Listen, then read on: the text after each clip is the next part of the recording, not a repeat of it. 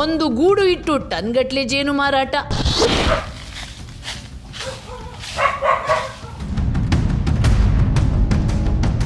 ನೋಡಿ, ಈ ದೇವರಾಜು ಟನ್ ಗಟ್ಲೆ ಜೇನುತುಪ್ಪ ಮಾರಾಟ ಮಾಡ್ತಾನೆ. ಆದರೆ ಎಲ್ಲೇ ಹುಡುಕಿದ್ರು ನಮಗೆ ಸಿಕ್ಕಿದ್ದು ಒಂದೇ ಒಂದು ಜೇನುಗೂಡು.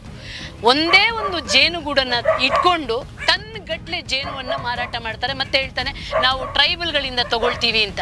ಆದರೆ ಟ್ರೈಬಲ್ಗಳಿಂದ ತಗೋಬೇಕಾದ್ರೂ ಕೂಡ, ಅದನ್ನು ಮಾರಾಟ ಮಾಡಬೇಕಾದ್ರೂ ಕೂಡ ಅದಕ್ಕೂ ಕೂಡ ನಿಯಮಗಳಿವೆ. ಏನಂದರೆ, ಯಾವುದೇ ಆಹಾರ ಪದಾರ್ಥವನ್ನು ನೀವು ಮಾರಾಟ ಮಾಡಬೇಕಾದ್ರೆ, ಅದು ಒಂದು ಬಾಟ್ಲಿಯೇ ಮಾರಾಟ ಮಾಡಬೇಕಾದ್ರೂ ಅದಕ್ಕೆ ಬ್ರ್ಯಾಂಡಿಂಗ್ ಆಗಬೇಕು, ಅದರ ಪರೀಕ್ಷೆ ಆಗಬೇಕು, FSSAಯಿಂದ ಅದ್ರದ್ದು ಪರ್ಮಿಷನ್ ಆಗಬೇಕು. ಎಲ್ಲ ಇದ್ದುಕೊಂಡು ಮಾತ್ರ ಆಹಾರ ಪದಾರ್ಥಗಳನ್ನು ಮಾರಾಟ ಮಾಡೋಕ್ಕಾಗುತ್ತೆ. ನಿಮಗೆ ಬಂದ ಹಾಗೆ, ಲೆಕ್ಕಕ್ಕೆ ಬಂದ ಹಾಗೆ ನಾನು ಹೇಗೆ ಬೇಕಾದರೂ ಮಾರಾಟ ಮಾಡ್ತೀನಿ ಅಂತ ಅನ್ನೋಕ್ಕೆ ಇದು ಆಹಾರ ಪದಾರ್ಥ, ನಾವು ತಿನ್ನೋ ವಸ್ತು. ಅದು ಯಾವಾಗ ಬೇಕಾದರೂ ವಿಷ ಆಗ್ಬೋದು. ನೀವು ನಿಜವಾಗ್ಲೂ ಕೂಡ ಗುಣಮಟ್ಟದ ಆಹಾರವನ್ನು ಮಾರಾಟ ಮಾಡ್ತಿದ್ದೀರಂತಂದರೆ ಅದು ಆಹಾರ ಮತ್ತು ಗುಣಮಟ್ಟ ಇಲಾಖೆಯಲ್ಲಿ ಸರ್ಟಿಫೈ ಆಗಬೇಕು. ಪ್ರತಿಷ್ಠಿತ ವ್ಯಕ್ತಿಯ ಘನಂದಾರಿ ಕೆಲಸ ನೋಡಿ. ಅದು ಔಷಧಿ ಅಂತ ತಗೊಂಡು ಅಂತ ಜೇನುತುಪ್ಪಕ್ಕೆ ನಾವು ವಿಷ ಹಾಕಿದರೆ ಪಂಚಾಮೃತಕ್ಕೆ ಹಾಕ್ತೀವಿ, ದೇವರ ತಲೆಗೆ ಹಾಕ್ತೀವಿ. ಇದೇ ತುಪ್ಪ ದೇವಸ್ಥಾನಗಳಿಗೆಲ್ಲ ಹೋಗುತ್ತೆ. ಆ ಶಾಪ ತಟ್ಟದಿರುತ್ತಾ? ಮೂರು ಸಲ ರೆಕಾರ್ಡ್ ಮಾಡಿದ್ರೆ ಮೂರು ಸಲನೂ ಫೇಕ್ ಅಂತಲೇ ಬರ್ತಾ ಇದೆ. ಮಾಡೋದು ಹಲ್ಕ ಕೆಲಸ ಮಾಡಿಕೊಂಡು ನಾನು ಹೇಳೋದು ಸರ್, ನೋಡಿ, ಜನರಿಗೆ ವಿಷ ಹಾಕೋ. ನೋಡಿ, ಚಿಕ್ಕ ಮಕ್ಕಳಿಗೆ ನಾವು ಔಷಧಿ ಯಾವ್ದ್ರಲ್ಲಿ ಕೊಡ್ತೀವಿ ಸರ್? ಜೇನುತುಪ್ಪದಲ್ಲೇ ಹಾಕಿ ಕೊಡೋದು ತಾನೇ ಮಕ್ಕಳಿಗೆ. ಜೇನುತುಪ್ಪದಲ್ಲಿ ಅದೇನು ಹುಟ್ಟಿದ ಮಗುವಿಗೆ ಜೇನುತುಪ್ಪದಲ್ಲಿ ಚೂರ್ಣ ಎಲ್ಲ ಕೊಡ್ತೀವಿ, ಅದನ್ನು ವಿಷ ಹಾಕಿ ಕೊಡ್ತೀವಿ ಅಂತಂದರೆ ಇಷ್ಟು ದೊಡ್ಡ ಮನೆ ಕಟ್ಟಿ ದೊಡ್ಡ ಯಜಮಾನ ಅಂತ ಅನ್ಸ್ಕೊಂಡು ಏನು ಪ್ರಯೋಜನ? ಯಾರಿಗೇನು ಪ್ರಯೋಜನ?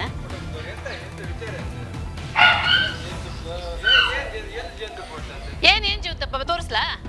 ನಮಗೆ ಆರ್ಡ್ರ್ 5 ಟನ್ ಆರ್ಡ್ರ್ ನಮಗೆ ಕೊಟ್ಟಿದ್ದಾರೆ, ನಮಗೆ ತಗೊಂಡಿಟ್ಟಿದ್ದಾರೆ. ಮತ್ತೆ ಯಾಕೆ ಬಂದು ಕೇಳ್ತೀರಾ?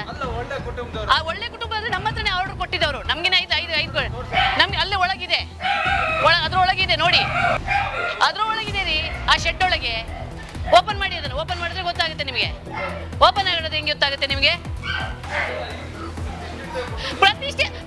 ಪ್ರತಿಷ್ಠಿತ ಕುಟುಂಬ ಕೂಡ ವಿಷ ಹಾಕುದು ಜನರಿಗೆ, ಆಯ್ತಾ? ಮತ್ತಿನ್ನೇನು ವಿಷ?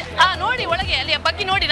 ನಮ್ಗೇನೆ ಆರ್ಡರ್ ಕೊಟ್ಟಿದಾರಲ್ಲ, ನೋಡಿ ಬಗ್ಗಿ ನೋಡ್ರಿ ಒಂದ್ ಸ್ವಲ್ಪ. ಇಲ್ಲಿ ನೋಡಲ್ಲ, ಆ ಕಡೆ ಎಷ್ಟು ನಮ್ಗೇನೆ 5 ಟನ್ ಮಾಡಿ ರೆಡಿ ಮಾಡಿ ಇಟ್ಟಿದ್ದಾರೆ.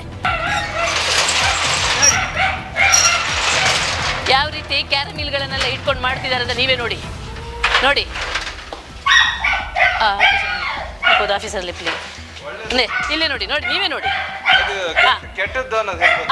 ನೋಡಿ, ಅಯ್ಯ ಏನು ಅಂತ ನೋಡಿ, ಫಸ್ಟ್ ವಿಚಾರಿಸಿ ನೋಡಿ. ಜೇನುತುಪ್ಪ ಅಂದ್ರೆ ಏನು ಸರ್? ಜೇನುತುಪ್ಪ ಅಂದ್ರೆ ಏನು? ಪ್ಯೂರ್ ಆಗಿ ಜೇನು ನೊಣವೇ ಜೇನುತುಪ್ಪನ ಯಾರಾದ್ರೂ ಮಾಡಕ್ಕಾಗತ್ತಾ? ಕೃತಕವಾಗಿ ಮಾಡಕ್ಕಾಗತ್ತಾ? ಅಲ್ಲಲ್ಲ, ನಾನು ಕೇಳೋದು, ನನ್ನ ಹತ್ರ ಇದೆಯಲ್ಲ ವರದಿ. ಯಾವ ವರದಿ? ಎಷ್ಟು ವರದಿ ಬೇಕು ನಿಮ್ಮ ಹತ್ರ? ಅಗ್ಮಾರ್ಕಿನ್ಲೇ ನಕಲಿ ಇದು 3 ಅಂತ ಹೇಳಿರುವಂತ ವರದಿಯೇ ಇದೆ. ಅವ್ರು ನಾವು ಬಂದಿದ್ದನ್ನು ಜೀಪ್ ನೋಡ್ಕೊಂಡು ಓಡಿ ಹೋದವರು ಅವರೇ. ಬೆಳಿಗ್ಗೆ ನಮ್ಮ ಹತ್ರನೇ ಅಯ್ಯ, ನಿಂಗೆ ಗೊತ್ತು?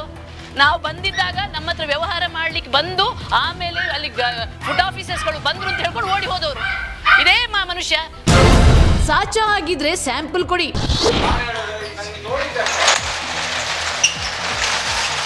ಗೋಡನ್ ಓಪನ್ ಮಾಡ್ಲಿ. ಅಲ್ಲ, ಆಫೀಸರ್ ನೋಡ್ರಿ, ನಾನಿನ್ನೊಂದು ಹೇಳೋದು, ಫುಡ್ ಆಫೀಸರ್ ಬರುವಾಗ ಅವರಿಗೆ ಗೌರವ ಕೊಟ್ಟು ಅವ್ರು ಸಾಚಾ ಆಗಿದ್ರೆ, ನಾನು ಇಲ್ರಿ, ಸಾಚಾ ಆಗಿದ್ರೆ ಅವ್ರು ಬರ್ಬೇಕಿತ್ತು. ಅವ್ರು ತಪ್ಪು ಮಾಡಿಲ್ಲ ಅಂದ್ರೆ, ಹೌದು ಸರ್, ನನ್ನ ಗೂಡ್ಸ್ ಅಲ್ಲಿ ಏನು ಪ್ರಾಬ್ಲಮ್ ಇಲ್ಲ, ತಗೊಂಡೋಗಿ ಅಂತ ಹೇಳ್ಬೇಕಿತ್ತು. ಅವ್ರದ್ದು ಲೈಸೆನ್ಸ್. ಇನ್ನೊಂದು ಪ್ರಶ್ನೆ, ಲೈಸೆನ್ಸ್ ಇದೆಯೇನ್ರಿ?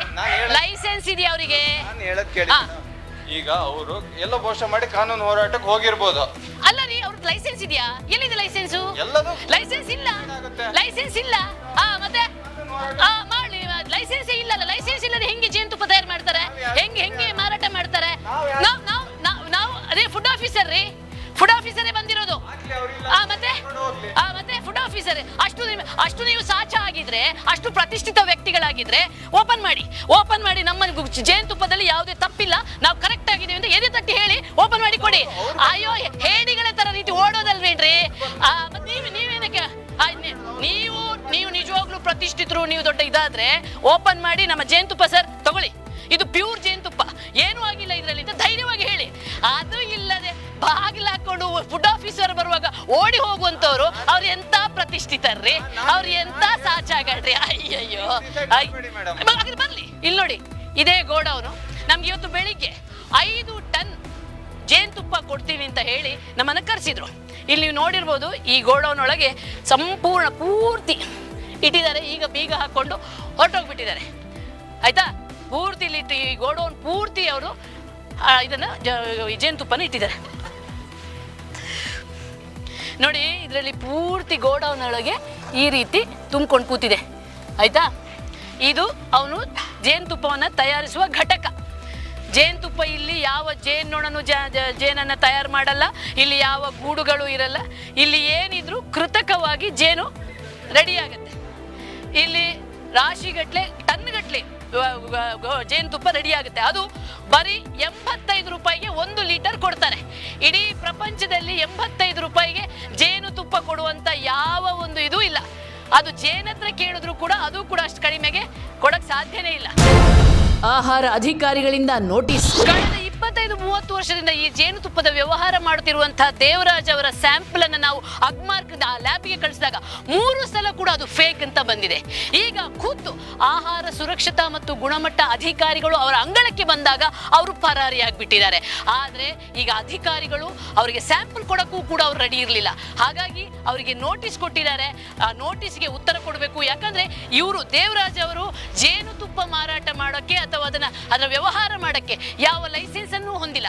2019-20 ಒಂದು ಲೈಸೆನ್ಸ್ ಹೊಂದಿದ್ರು, ಆ ನಂತರ ರಿನ್ಯೂವಲ್ ಮಾಡಲಿಲ್ಲ. ಹಾಗಾಗಿ ಅವರಿಗೆ ಅಧಿಕಾರಿಗಳು ಬಂದು ಈಗ ನೋಟಿಸ್ ಕೊಟ್ಟಿದ್ದಾರೆ. ಅವರು ಅದಕ್ಕೆ ನೋಟಿಸ್ಗೆ ಉತ್ತರ ಕೊಡಬೇಕು. ಜೊತೆಗೆ ತಾವು ಏನು ಜೇನುತುಪ್ಪವನ್ನು ಮಾರಾಟ ಮಾಡ್ತಿದ್ದಾರೆ ಅದರ ಗುಣಮಟ್ಟವನ್ನು ಅವರು ಪರೀಕ್ಷೆ ಮಾಡಕ್ಕೆ ಅಧಿಕಾರಿಗಳ ಮುಂದೆ ಹಾಜರಾಗಬೇಕಾಗಿದೆ. ನೋಡೋಣ, ನಾವು ಮಾಡಿದಂಥ ಪರೀಕ್ಷೆಯಲ್ಲಿ 3 ಬಾರಿ ಕೂಡ ಫೇಕ್ ಅಂತ ಬಂದಿದೆ. ಈಗ ಏನಾಗುತ್ತೆ ಅಂತ ಕಾದು ನೋಡೋಣ.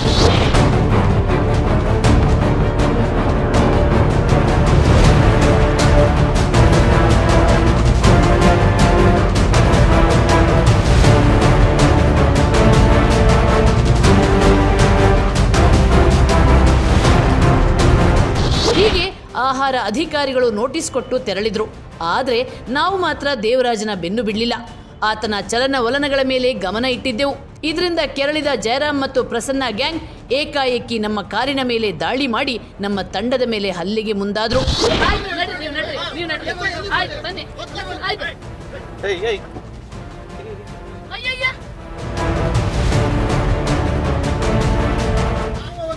ಯಾಕೆ ಬರಬೇಕು? ಎಸ್ ಐ ಕರ್ಸಿ.